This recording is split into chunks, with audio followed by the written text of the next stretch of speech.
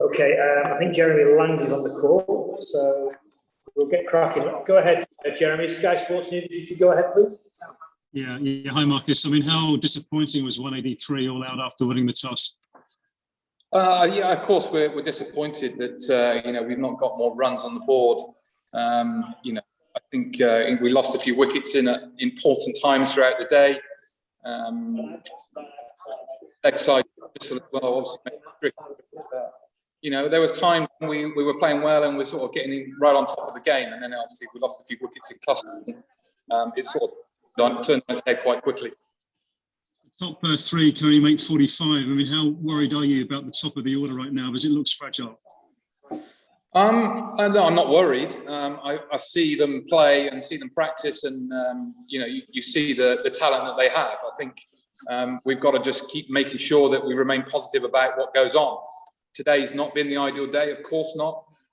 But that doesn't sort of define how the rest of the game is going to go or how the rest of the series is going to go. So we'll go away, lick our wounds this evening, and then come back and find a way to try and get back in the game. Any regrets about batting after winning the toss? I haven't spoken to Joe, but I don't think there will be. No, I think everything sort of dictates to you when you come here to Trent Bridge with various stats and looking at pitches and stuff like that, and how they perform, which would back up that theory of trying to bat first, because in general terms, it gets harder as it goes along. And I think we were looking okay at that point, but obviously putting ourselves a little bit under pressure with the score that we've got. So try and get better for second innings. Just finally for me, is Jimmy okay? He only bowled 3 overs at the close of play tonight, even though the floodlights were on and it looked like excellent conditions for him. Is he okay? As far as I know, again, we obviously rushing down from here, then coming off the field and then coming down to this. I haven't spoken to him. We obviously got one on the foot from Bumrah. Whether that had any impact, I don't know. But as far as I know, I don't think there's anything to worry about. Thank you. Okay, we'll go to Will McPherson and then Rory Dollard. Go ahead. Hi, Marcus.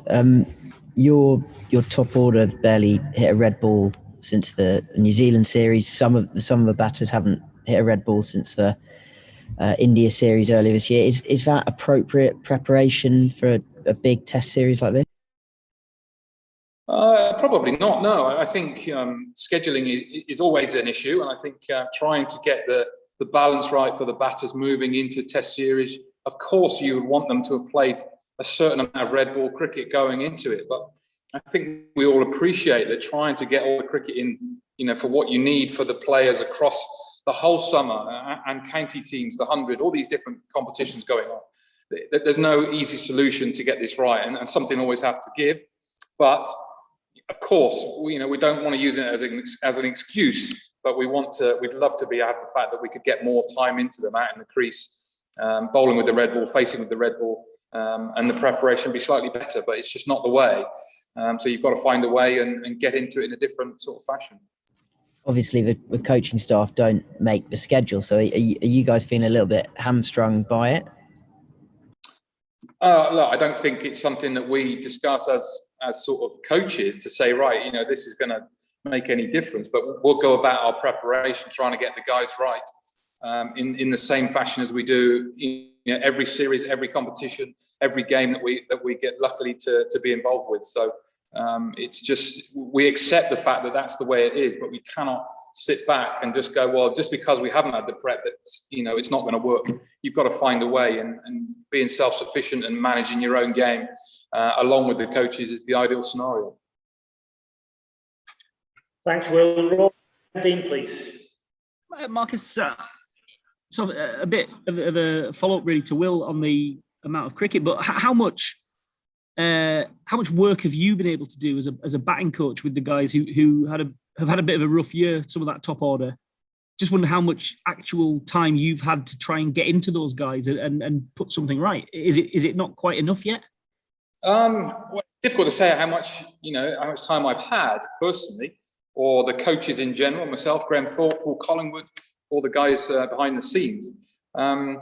They get a lot of work done with their home county or franchise or whatever they're going to be with at the time. We will then have strategic plans in place to work with certain players when they're not practicing with their county or franchise, and we'll then go around and do that work. So it is looked upon about contact time as much as we can get, of course. But as we know, that's not always enough. We can try and structure it as much as we can do. As I said before, if we could get a couple of periods of time where you have a Red Bull game beforehand, if the structure fit, then excellent. But quite often you go into Test match series knowing that you'll be coming off the back of a white ball competition, and that's just the way international cricket is. And you've got to find your way as a international player to make that work. Can you recall from your playing career with England a moment where the batting lineup really was under the pump and came out of that? And is that something you can tap into? Yeah, many occasions. Yeah, over the course of my period of my playing career with England, there were periods when the first innings didn't go quite right, or the second innings failed and you lost a game.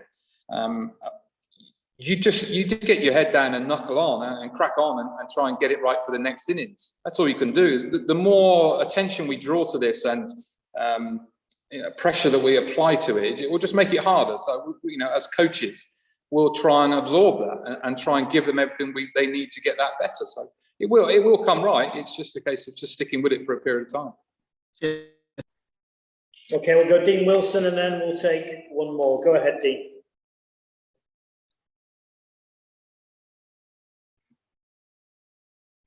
Oh, you're on mute again, Dean.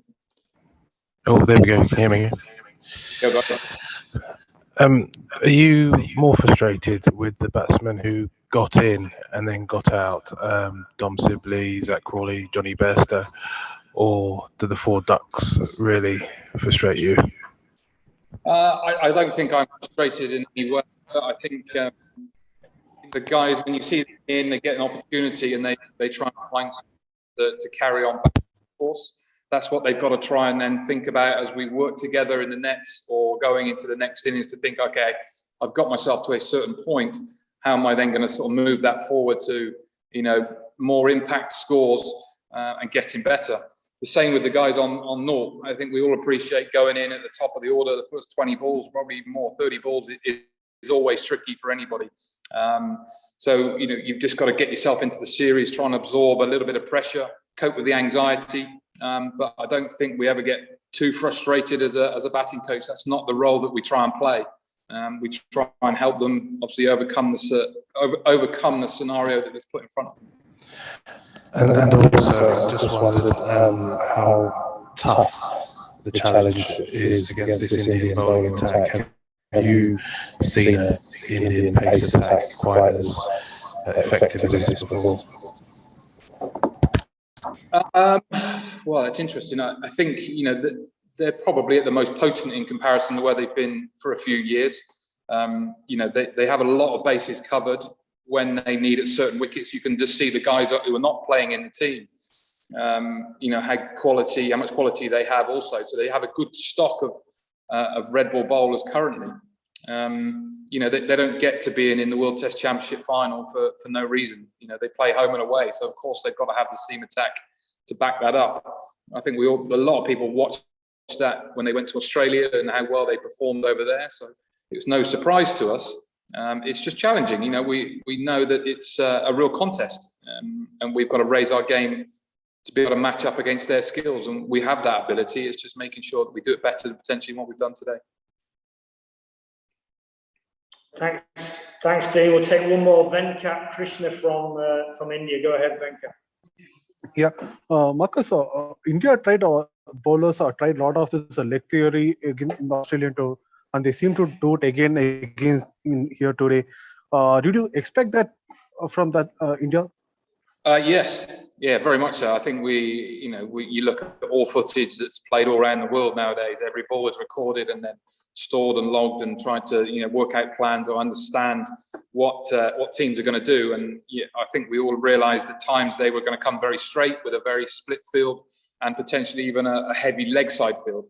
And it's probably a slightly different theory than what we've faced in many Test series in England, as people try and swing the ball away with slips and gullies, but not something we weren't prepared for. So hopefully we can keep adjusting to that in the second innings.